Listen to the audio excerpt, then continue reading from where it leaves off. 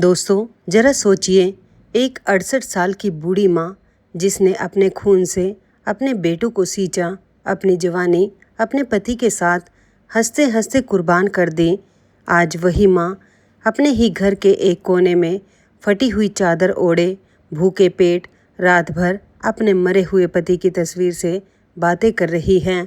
उसके हाथ में एक पुरानी डायरी है, पीले पड़ चुके पन्ने जिन पर 45 साल पहले उसके पति ने अपने हाथों से कुछ ऐसा लिखा था जो अगर आज सामने आ जाए तो उसके अपने सगे बेटे और बहुएं उसके पैरों पर गिरकर माफ़ी मांगने पर मजबूर हो जाए।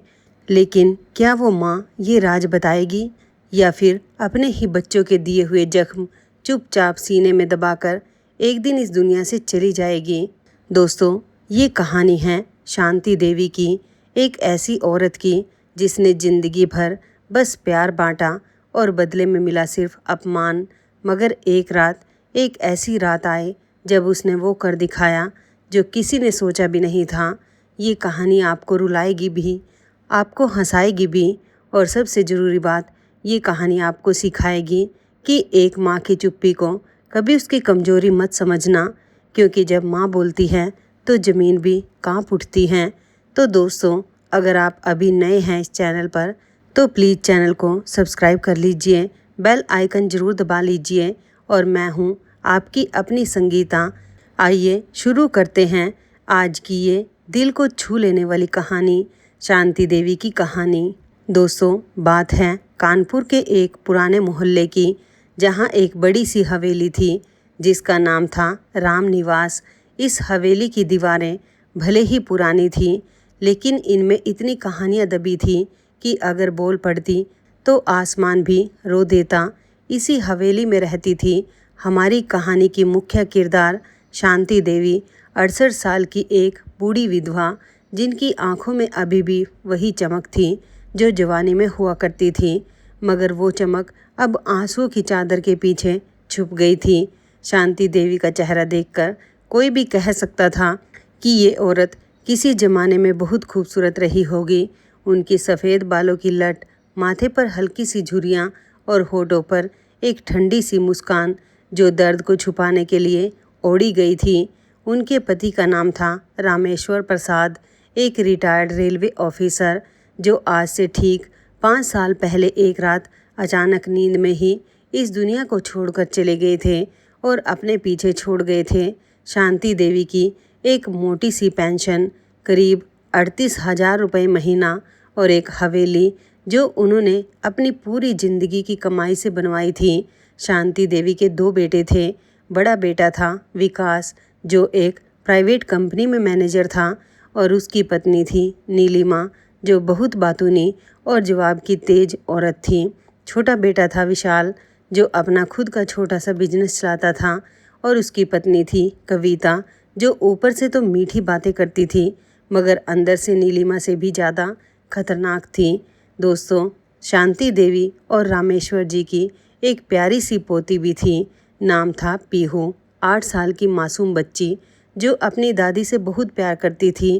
पीहू ही इस घर में शांति देवी की एकमात्र दोस्त थी, एकमात्र इंसान जो उनसे बिना किसी मतलब के प्यार करता था।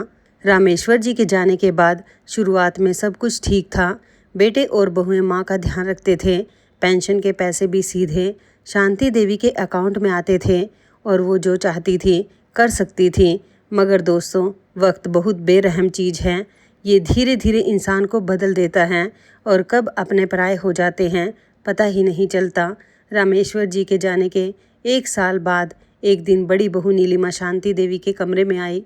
उसके हाथ में चाय का एक कप था और चेहरे पर एक नकली सी मुस्कान।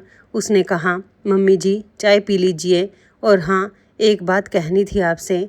शांति देवी ने प्यार से पूछा। हाँ बेटी, बोलो, नीलिमा ने कहा।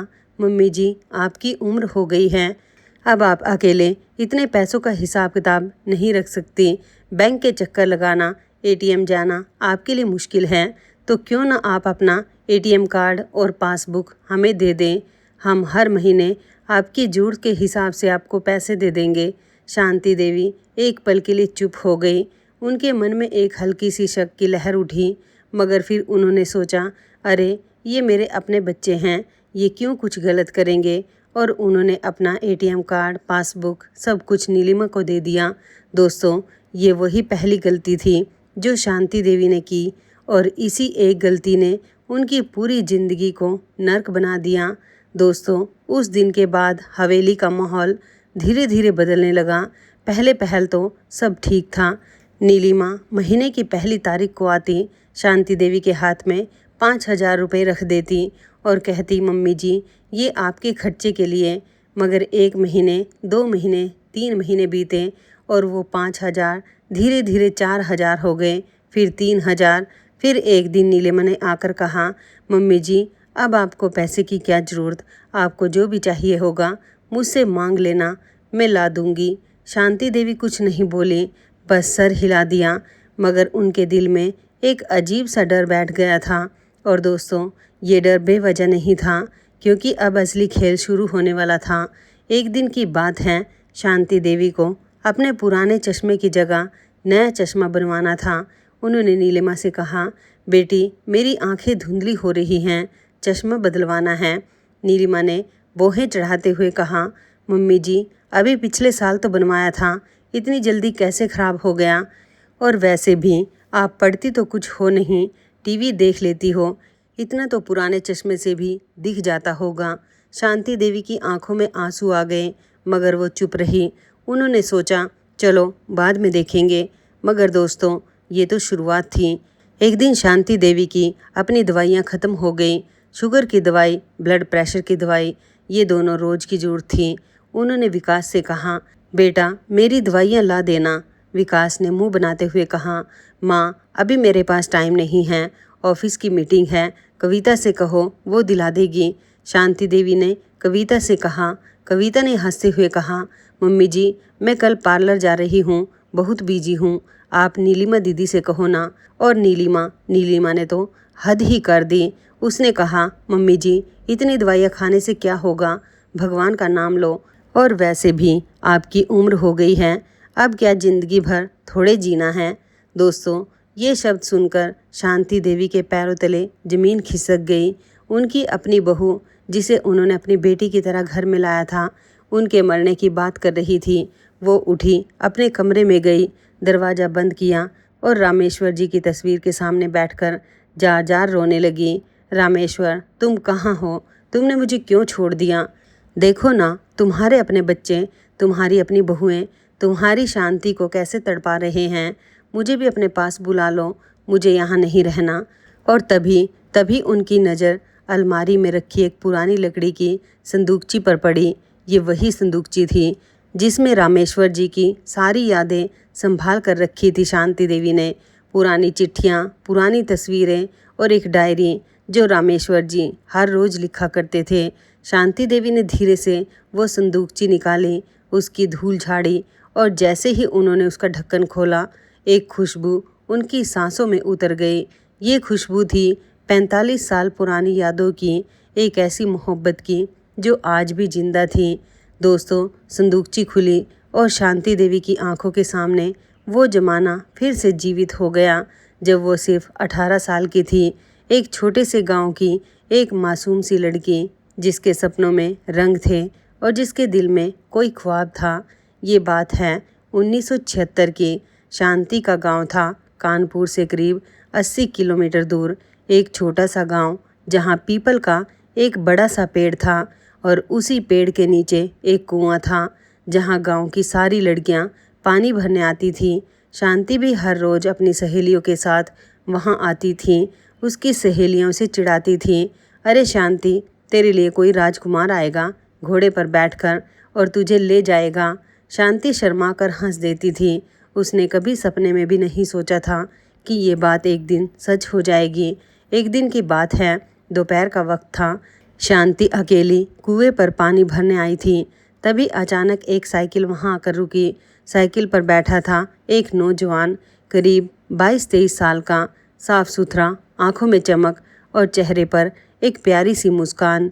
ये नौजवान था रामेश्वर, जो पास के शहर में नई रेलवे की नौकरी लगी थी और किसी काम से उस गांव में अपनी मौसी के यहाँ आया था। रामेश्वर ने शांति से पानी मांगा। शांति ने नज़रें नीची करते हुए लोटे में पानी भरकर दे दिया और जैसे ही रामेश्वर ने पानी पीने के लिए लोटा उठाया, उसकी नज़रें शांति की नज़रों से टकरा गई। दोस्तों, बस वो एक पल, वो एक नज़र और दोनों की किस्मत वहीं लिख दी गई। रामेश्वर पानी पीना भूल गया और शांति वहाँ से भागकर अपने घर चली गई। मगर उस रात न रामेश्वर सो पाया न शांति। दोनों की आंखों में बस एक दूसरे का चेहरा घूम रहा था। अगले दिन रामेश्वर फिर उसी कुएं पर आया, तीसरे दिन भी, चौथे दिन भी, और एक हफ्ते के अंदर शांति समझ गई कि ये लड़का उसके लिए कुछ खास है। रामेश्वर ने एक दिन हिम्मत करके अपनी मौसी से शांति के घर रिश्ता भिजवाया। शांति के पिता को रिश्ता पसंद आ गया और 1 महीने के अंदर शांति और रामेश्वर की शादी हो गई। शादी की वो रात आज भी शांति देवी की यादों में ताज़ा थी। लाल जोड़े में सजी शांति, सिर पर लंबा घूंघट, हाथों में मेहंदी, पैरों में आलता। और जब रामेश्वर ने उनका घूंघट उठाया था तो उन्होंने पहली बार अपने पति को इतने करीब से देखा था। रामेश्वर ने धीरे से कहा था, शांति, मेरे पास ज़्यादा कुछ नहीं है, बस एक छोटी सी नौकरी है और एक बड़ा सा दिल, मगर मैं तुम्हें वादा करता हूँ, तुम्हें कभी किसी चीज़ की कमी नहीं होने दूंगा। मेरी आखिरी सांस तक तुम मेरी रानी रहोगी। और शांति, उसने सिर्फ इतना कहा था, रामेश्वर जी, मुझे कुछ नहीं चाहिए, बस आपका साथ हमेशा रहे। दोस्तों, क्या कहूँ, वो प्यार, वो वादे, वो रातें। आज जब शांति देवी उन यादों को सोच रही थी तो उनकी आंखों से गंगा जमुना बह रही थी। दोस्तों, शादी के बाद शांति और रामेश्वर की ज़िंदगी आसान नहीं थी। रामेश्वर की तनख्वाह बहुत कम थी। एक छोटा सा किराए का कमरा था और उसी एक कमरे में पूरी एक दुनिया बस गई थी। शांति को आज भी याद था वो ठंड के दिन जब उनके पास सिर्फ एक रजाई थी और रामेश्वर हर रात अपनी रजाई शांति को उड़ाकर खुद ठंड में सो जाते थे। शांति जब उठती और देखती कि रामेश्वर कांप रहे हैं तो वो खुद की रजाई उन पर डाल देती और रामेश्वर फिर उठकर वही रजाई शांति को उड़ा देते। ये खेल पूरी रात चलता था। एक बार शांति बीमार पड़ गई, तेज बुखार। रामेश्वर के पास दवाई के पैसे नहीं थे। उन्होंने अपनी अंगूठी बेच दी जो उनके पिता की निशानी थी और शांति की दवाई ले आए। जब शांति को पता चला तो वो रोने लगी। रामेश्वर ने उनके आंसू पोंछते हुए कहा, पगली, अंगूठी फिर बन जाएगी, मगर तुम जैसी पत्नी फिर नहीं मिलेगी। दोस्तों, क्या आज के ज़माने में ऐसा प्यार मिलता है? शायद नहीं। तभी तो इस तरह की कहानियाँ सुनकर हम सब के दिल पिघल जाते हैं। फिर वक्त बीतता गया, रामेश्वर की तरक्की हुई। उन्होंने ओवरटाइम करना शुरू कर दिया, दिन रात मेहनत की और धीरे धीरे उन्होंने अपनी ज़मीन खरीदी। फिर उस ज़मीन पर हवेली बनवाई।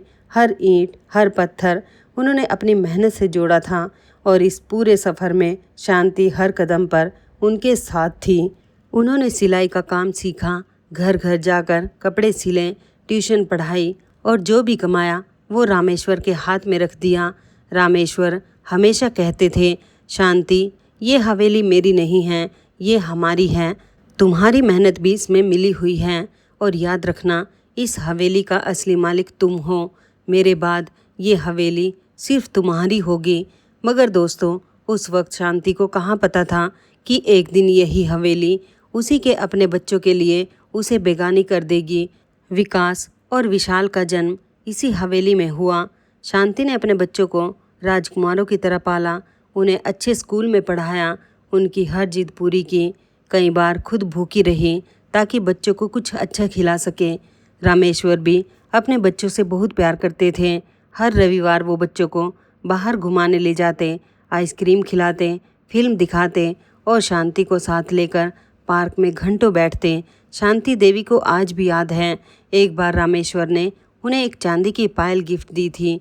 ये पायल उन्होंने अपनी पहली बड़ी तरक्की के पैसों से खरीदी थी।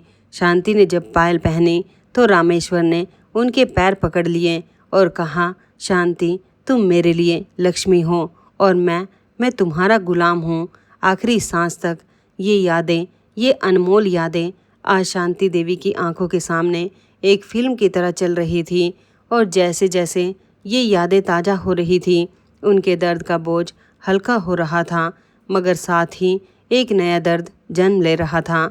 ये दर्द था इस सच्चाई का कि जिन बच्चों के लिए उन्होंने और रामेश्वर ने अपनी पूरी जिंदगी खपा दी, आज वही बच्चे उन्हें एक बोझ समझ रहे थे। दोस्तों, उसी संदूकची में यादों के साथ साथ एक चीज़ और थी, एक पुरानी डायरी, चमड़े की जिल्द वाली, जिनके पन्ने अब पीले पड़ चुके थे, मगर उस पर लिखे हर अक्षर में अभी भी जान बाकी थी। ये डायरी रामेश्वर जी की थी। वो हर रात सोने से पहले इसमें कुछ न कुछ लिखा करते थे। शांति देवी ने ये डायरी कभी नहीं पढ़ी थी, क्योंकि रामेश्वर जी कहते थे, शांति, ये मेरी और तुम्हारी कहानी है, मगर इसे तुम तब पढ़ना जब तुम्हें मेरी सबसे ज़्यादा ज़रूरत हो। और दोस्तों, आज वो दिन था। आज शांति देवी को रामेश्वर जी की सबसे ज़्यादा ज़रूरत थी। उन्होंने कांपते हाथों से डायरी उठाई, उसका पहला पन्ना पलटा। उस पर रामेश्वर जी की सुंदर लिखावट में लिखा था, मेरी शांति के लिए, मेरी ज़िंदगी की हर सांस उसके नाम। शांति देवी ने ये लाइन पढ़ी और उनकी आंखों से आंसू निकलकर डायरी के पन्ने पर गिर पड़े। उन्होंने धीरे से अपनी उंगलियों से रामेश्वर जी की लिखावट को छुआ। ऐसा लगा जैसे रामेश्वर जी खुद उनके सामने बैठे हों।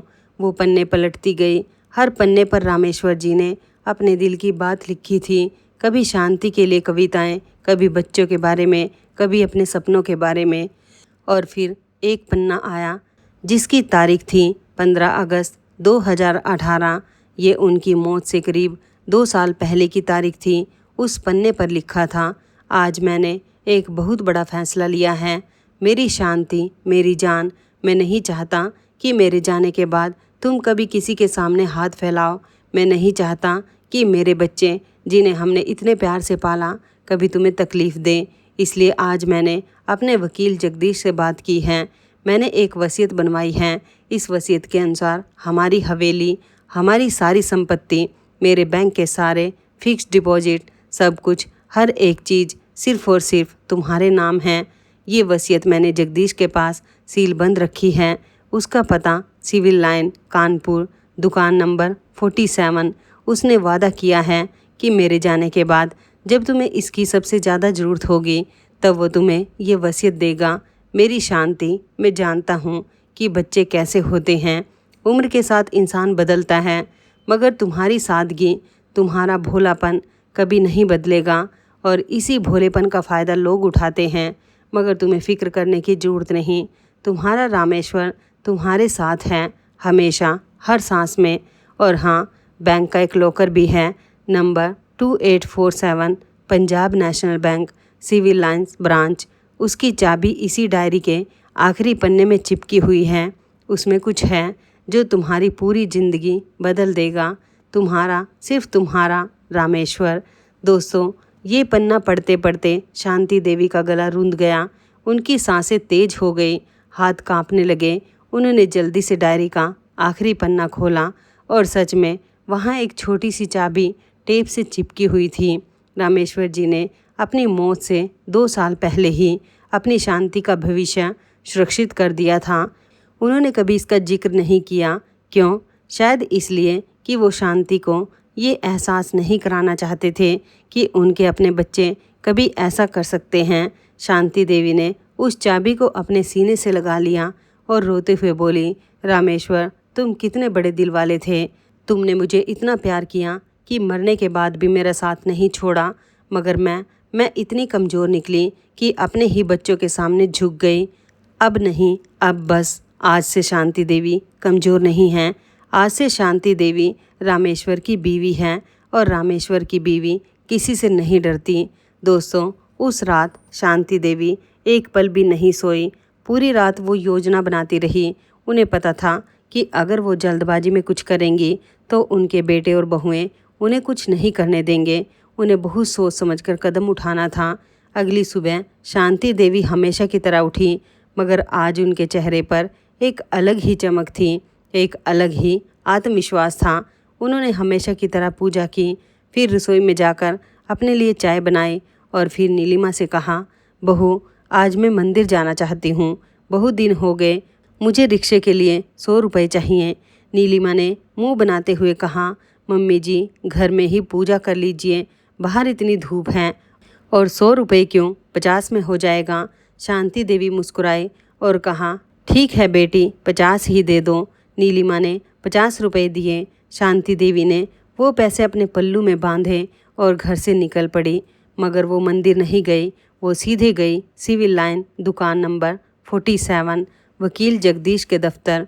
जगदीश जी अब बूढ़े हो चुके थे, मगर उन्होंने शांति देवी को देखते ही पहचान लिया। उनकी आंखों में आंसू आ गए। उन्होंने कहा, शांति बहन, मैं तो आपका इंतज़ार ही कर रहा था। रामेश्वर भाई ने मुझसे कहा था कि एक दिन आप ज़रूर आएंगी। बैठिए। शांति देवी बैठी। जगदीश जी ने अपनी अलमारी से एक पुरानी फाइल निकाली। उस फाइल को खोला और एक सील बंद लिफाफा निकाला। उन्होंने कहा, शांति बहन, ये रही वो वसीयत, और इसके साथ ही रामेश्वर भाई ने एक चिट्ठी भी छोड़ी थी आपके लिए। शांति देवी ने वसीयत और चिट्ठी अपने हाथों में ली। उनके हाथ कांप रहे थे। उन्होंने कहा, वकील साहब, मुझे ये पढ़कर सुनाइए। जगदीश जी ने वसीयत खोली और पढ़ना शुरू किया। मैं रामेश्वर प्रसाद, पुत्र स्वर्गीय श्री बैजनाथ प्रसाद, निवासी राम निवास, कानपुर, पूरी तरह से होश और हवास में ये घोषणा करता हूँ कि मेरी समस्त चल और अचल संपत्ति, जिसमें राम निवास हवेली, मेरे सभी बैंक खाते, फिक्स डिपॉजिट, गहने, ज़मीनें, सब कुछ शामिल हैं, का एकमात्र वारिस मेरी पत्नी शांति देवी होगी। मेरी मृत्यु के बाद मेरे बेटे विकास और विशाल इस संपत्ति पर कोई दावा नहीं कर सकते। ये पूरी संपत्ति शांति देवी की होगी और शांति देवी जिसे चाहे इसे दे सकती है, चाहे ना भी दे, ये उनकी मर्जी होगी। ये सुनते ही शांति देवी की आंखों से आंसुओं की धारा बह निकली, मगर ये आंसू दर्द के नहीं थे। ये आंसू थे एक ऐसे शख्स के प्यार के जो दुनिया छोड़कर जा चुका था, मगर अपनी पत्नी का साथ नहीं छोड़ा था। फिर उन्होंने रामेश्वर जी की चिट्ठी खोली। उसमें लिखा था, मेरी शांति, अगर तुम ये चिट्ठी पढ़ रही हो तो इसका मतलब है कि बच्चों ने तुम्हें तकलीफ़ दी है। मेरा अनुमान सच निकला। मुझे माफ़ करना मेरी जान कि मैं तुम्हें उस वक्त नहीं बचा पाया, मगर अब तुम कमज़ोर नहीं हो, तुम्हारे पास सब कुछ है। मेरी एक आखिरी इच्छा है, बच्चों को सबक ज़रूर सिखाना, मगर मारना मत, डांटना मत। बस उन्हें वो हकीकत दिखा देना जो उन्होंने तुम्हें दिखाई है। उन्हें एहसास कराओ कि माँ क्या होती है, बहू क्या होती है और इंसानियत क्या होती है। और हाँ, बैंक के लॉकर में जो है वो तुम्हारी बाकी ज़िंदगी आराम से बिताने के लिए काफ़ी होगा, मगर उससे पहले खुद को मजबूत बनाओ, तुम्हारी अपनी पहचान बनाओ, क्योंकि पैसा सब कुछ नहीं होता, इज्जत सब कुछ होती है। तुम्हारा रामेश्वर हमेशा तुम्हारे साथ। शांति देवी ने ये चिट्ठी अपने सीने से लगा ली और जगदीश जी ने कहा, वकील साहब, अब मुझे क्या करना चाहिए। जगदीश जी ने मुस्कुराते हुए कहा, शांति बहन, अब आप वो करेंगी जो रामेश्वर भाई चाहते थे, मगर पहले चलिए बैंक चलते हैं। दोस्तों, शांति देवी और जगदीश जी सीधे पंजाब नेशनल बैंक पहुँचे। बैंक मैनेजर पुराने थे और रामेश्वर जी को अच्छे से जानते थे। उन्होंने शांति देवी को पहचान लिया। लॉकर खोला गया। Locker number 2847। शांति देवी ने अपनी कांपती उंगलियों से चाबी लगाई और जैसे ही लॉकर का दरवाज़ा खुला, उनकी आंखें फटी की फटी रह गईं। लॉकर में रखे थे चांदी की कई पुरानी अशर्फियाँ जो रामेश्वर जी ने धीरे धीरे जोड़ी थी, साथ ही एक मखमल का छोटा सा डिब्बा जिसमें थे शांति देवी की सास के पुश्तैनी गहने, जिन्हें रामेश्वर जी ने इतने सालों से छुपा कर रखा था, और सबसे ज़रूरी कुछ फिक्स डिपॉजिट के कागजात जिनकी कुल कीमत थी 25 लाख रुपए। दोस्तों, 25 लाख रुपए, एक ऐसी रकम जो शांति देवी ने सपने में भी नहीं सोची थी कि उनकी अपनी होगी। रामेश्वर जी ने अपनी पूरी ज़िंदगी की कमाई से ये पैसे जोड़े थे और सिर्फ अपनी शांति के लिए। शांति देवी ने वो सारे कागजात संभाले, मखमल का डिब्बा अपने पल्लू में बांधा और जगदीश जी से कहा, वकील साहब, अब मुझे आपकी कुछ और मदद चाहिए। जगदीश जी ने कहा, बोलिए शांति बहन, मैं हर तरह से आपके साथ हूँ। शांति देवी ने कहा, मुझे एक पावर ऑफ अटॉर्नी बनवानी है, हवेली के दस्तावेज चाहिए और मुझे एक नया अकाउंट खुलवाना है जिसका एटीएम कार्ड और पासबुक सिर्फ मेरे पास रहें। जगदीश जी मुस्कुराए। उन्होंने कहा, शांति बहन, अब आप वही शांति बहन हैं जिन्हें रामेश्वर भाई जानते थे। चलिए, सब काम हो जाएगा। उस दिन शांति देवी ने अपनी बहुत सारी जरूरी कागजी कार्रवाई पूरी की। उन्होंने एक नया बैंक अकाउंट खुलवाया, हवेली के असली दस्तावेज अपने नाम करवाए और जब वो शाम को घर लौटी तो उनके चेहरे पर एक अलग ही चमक थी। मगर दोस्तों, उन्होंने ये बात किसी को नहीं बताई। वो अब तक चुप रही क्योंकि उन्हें पता था सही वक्त का इंतज़ार करना है। घर पहुंचते ही नीलिमा ने पूछा, मम्मी जी इतनी देर कहाँ लगा दी? मंदिर में क्या रात बिता कर आने वाली थी? शांति देवी ने शांति से जवाब दिया, बेटी थोड़ी देर मंदिर में बैठ गई थी, मन को शांति मिल रही थी। नीलिमा ने मुंह बनाते हुए कहा, हाँ हाँ, आजकल आपको बहुत शांति की जरूरत हो गई है। और मम्मी जी, एक बात कहनी थी, अगले महीने मेरी बहन की बेटी की शादी है, हमें कुछ पैसों की ज़रूरत है, तो आपकी इस महीने की पेंशन हम उसमें लगा रहे हैं। शांति देवी ने एक पल के लिए कुछ नहीं कहा, फिर बोली, ठीक है बेटी। मगर अंदर ही अंदर वो मुस्कुरा रही थी क्योंकि वो पेंशन अब भी उन्हीं की थी, बस इन्हें पता नहीं था। अगले कुछ दिन शांति देवी ने अपनी एक पुरानी सहेली शोभा से संपर्क किया। शोभा का अपना एक छोटा सा एनजीओ था जो बेसहारा बूढ़ी औरतों के लिए काम करता था। शांति देवी ने शोभा को सब कुछ बताया और कहा, शोभा मुझे तेरी मदद चाहिए।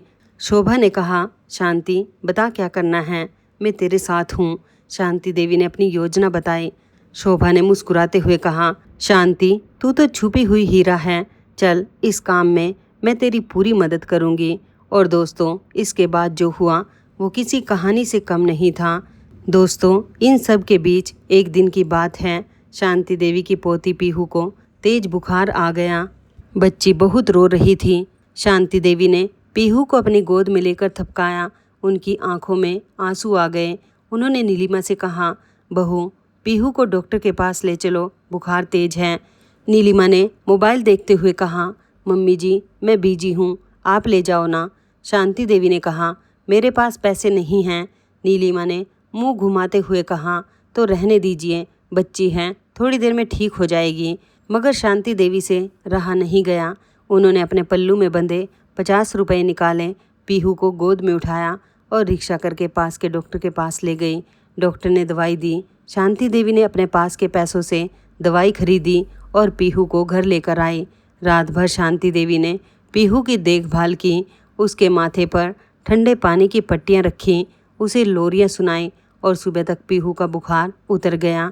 जब पीहू ठीक हो गई तो उसने अपनी मासूम सी आवाज़ में कहा, दादी आप मुझसे इतना प्यार क्यों करती हैं? मम्मी तो रात भर मेरे पास नहीं आई। शांति देवी की आंखों से आंसू बह निकले। उन्होंने पीहू को कसकर गले लगा लिया और कहा, बेटा क्योंकि तू मेरी जान है। मगर तभी नीलिमा कमरे में आई। उसने पीहू को शांति देवी की गोद से छीनते हुए कहा, पीहू अब तू दादी के पास मत आना, उनके पास इतनी पुरानी बीमारियां हैं, तुझे भी लग जाएंगी। ये सुनकर शांति देवी का दिल टूट गया। मगर सबसे ज़्यादा दर्द तब हुआ जब पीहू ने मासूमियत से कहा, मम्मी दादी मेरे पास क्यों नहीं आ सकती? नीलिमा ने डांटते हुए कहा, बस तू बहुत सवाल करती है, चल अपने कमरे में। पीहू रोते हुए चली गई और शांति देवी अकेली खड़ी रह गई। मगर अब उनके आंसू सूख चुके थे। अब उनकी आंखों में बस एक चीज़ थी, फैसला। उसी रात नीलिमा और कविता ने अपने पतियों के साथ मिलकर एक बड़ी मीटिंग रखी। उन्होंने तय किया कि शांति देवी की पेंशन से अब वो अपनी एक नई गाड़ी खरीदेंगे और हवेली का जो छोटा कमरा शांति देवी के पास है वो भी उन्हें खाली करना होगा, क्योंकि वो कमरा पीहू के लिए चाहिए था। अगली सुबह विकास ने शांति देवी से कहा, माँ एक बात कहनी थी, आपका जो कमरा है वो पीहू को चाहिए। हम सोच रहे हैं कि आप ऊपर वाले स्टोर रूम में शिफ्ट हो जाएं, वहाँ छोटी सी जगह है, आपके लिए काफ़ी है। शांति देवी ने हैरानी से देखा, स्टोर रूम? वो स्टोर रूम जहाँ पुराने सामान भरे हुए थे, जहाँ पंखा भी नहीं था, जहाँ धूल और मकड़ी के जाले थे। मगर शांति देवी कुछ नहीं बोली। उन्होंने सिर्फ इतना कहा, ठीक है बेटा। और उसी रात शांति देवी ने अपना फैसला कर लिया। बहुत हो गया, अब आर या पार। दोस्तों, अगले दिन शांति देवी सुबह जल्दी उठी। उन्होंने अच्छे से नहाया, पूजा की और सफ़ेद रंग की एक साफ़ सुथरी साड़ी पहनी जो रामेश्वर जी ने आखिरी बार उनके लिए खरीदी थी। उन्होंने वकील जगदीश जी को फ़ोन किया, शोभा को बुलाया और साथ में बुलाया मोहल्ले के कुछ बुजुर्गों को, पंडित जी को और पुलिस को भी। करीब 11 बजे जब विकास, विशाल, नीलिमा और कविता सब घर में मौजूद थे, तब शांति देवी ने सबको बैठक में बुलाया। विकास ने हैरानी से कहा, माँ ये क्या, इतने लोग और पुलिस क्यों? शांति देवी ने शांति से कहा, बेटा बैठो, आज एक ज़रूरी बात करनी है। जब सब बैठ गए तो शांति देवी ने अपना पर्स खोला, उसमें से वसीयत निकाली और जगदीश जी को दे दी।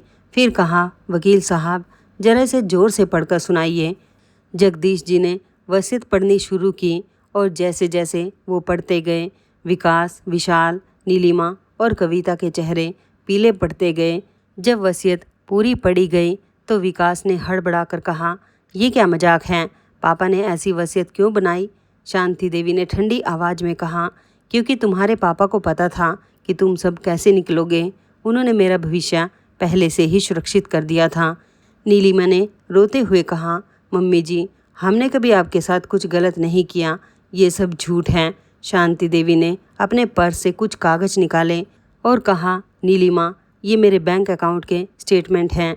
पिछले 4 साल में मेरे अकाउंट से कुल 18 लाख रुपए निकाले गए हैं। मेरी पेंशन और ये सब पैसे तुम्हारे और कविता के अकाउंट में गए हैं, चाहो तो देख लो। विशाल ने कहा, माँ हमने आपकी देखभाल की है, पैसे तो खर्च होंगे ही। शांति देवी ने उठकर अपनी अलमारी से कुछ निकाला। ये थे मेडिकल के पुराने पर्चे। उन्होंने कहा, देखो ये मेरे डॉक्टर के पर्चे हैं। पिछले 4 साल में मैं एक बार भी डॉक्टर के पास नहीं गई क्योंकि मेरे पास पैसे नहीं थे। पीहू बीमार पड़ी तो तुम्हारी बीवी ने मुझे ले जाने को कहा। मैंने अपने पल्लू में बंधे 50 रुपयों से उसका इलाज करवाया। मेरा चश्मा टूट गया था, फिर भी मैंने नहीं बनवाया क्योंकि मेरी अपनी बहू कहती थी कि मेरे पुराने चश्मे से काम चल जाएगा। और कविता तुमने तो हद ही कर दी। तुमने मेरे मरने की बात की थी, याद है कि मेरी उम्र हो गई है, क्या ज़िंदगी भर जीना है? कविता का चेहरा सफ़ेद पड़ गया। उसने रोना शुरू कर दिया, मगर शांति देवी अब रुकने वाली नहीं थी। उन्होंने अपनी जेब से चाबियों का गुच्छा निकाला और कहा, ये हवेली के सारे ताले मैंने आज सुबह बदलवा दिए हैं। अब इस हवेली में कौन रहेगा कौन नहीं रहेगा ये मेरी मर्जी होगी। विकास, विशाल तुम लोग 1 हफ्ते के अंदर इस हवेली से अपना सारा सामान लेकर निकल जाओ। तुम्हारे रहने का इंतज़ाम तुम खुद करो। विकास चिल्लाया, माँ ये क्या कह रही हो, हम तुम्हारे बेटे हैं। शांति देवी ने शांति से कहा, मेरा बेटा? कौन सा बेटा अपनी माँ की पेंशन हड़पता है? कौन सी बहू अपनी सास को दवाई के पैसे नहीं देती? कौन सा परिवार बूढ़ी माँ को स्टोर रूम में भेजता है? तुम मेरे बेटे नहीं हो। मेरे बेटे तो रामेश्वर के बेटे थे जो कहीं गुम हो गए हैं। नीलिमा ने पैरों पर गिरते हुए कहा, मम्मी जी हमें माफ़ कर दीजिए, हम सुधर जाएंगे। मगर तभी शांति देवी ने एक ऐसी बात कही जो किसी ने नहीं सोची थी। शांति देवी ने नीलिमा को उठाते हुए कहा, नीलिमा मैं तुम्हें माफ़ कर सकती हूँ, मगर तुम अपने आप को कैसे माफ़ करोगी? तुम्हारी बेटी पीहू ने आज तुमसे पूछा था ना कि क्या वो दादी के पास आ सकती हैं? तुमने क्या जवाब दिया था? अगर कल पीहू बड़ी होकर तुम्हारे साथ ऐसा करे तो तुम्हें कैसा लगेगा? ये सुनकर नीलिमा फूट फूट कर रोने लगी। उसके आंसू असली थे। उसे पहली बार अपनी गलती का सच में एहसास हो रहा था। शांति देवी ने आगे कहा, मैं तुम सबको माफ़ करती हूँ, मगर एक शर्त पर। तुम लोग 1 महीने तक मेरे साथ रहोगे, मेरे नियमों पर।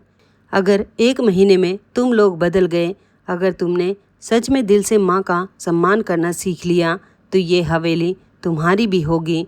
मगर अगर नहीं बदले तो ये हवेली बेसहारा बूढ़ी औरतों के लिए एक आश्रम बन जाएगी, जिसका नाम होगा रामेश्वर शांति वृद्धाश्रम।